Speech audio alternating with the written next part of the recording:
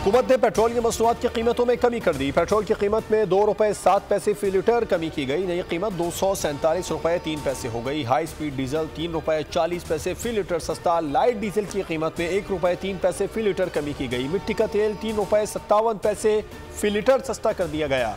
कीमतों में कमी का नोटिफिकेशन जारी।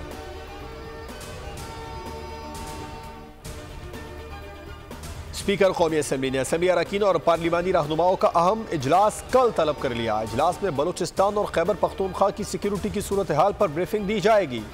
इजलास इन कैमरा होगा।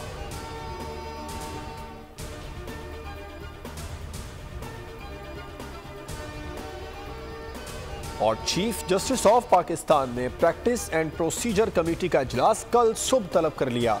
इजलास सुबह 9 बजे सुप्रीम कोर्ट में होगा। Supreme court practice and procedure committee का इजलास जस्टिस मुनीब अख्तर के खुतूत और सुप्रीम कोर्ट के हुक्मनामे पर बुलाया गया।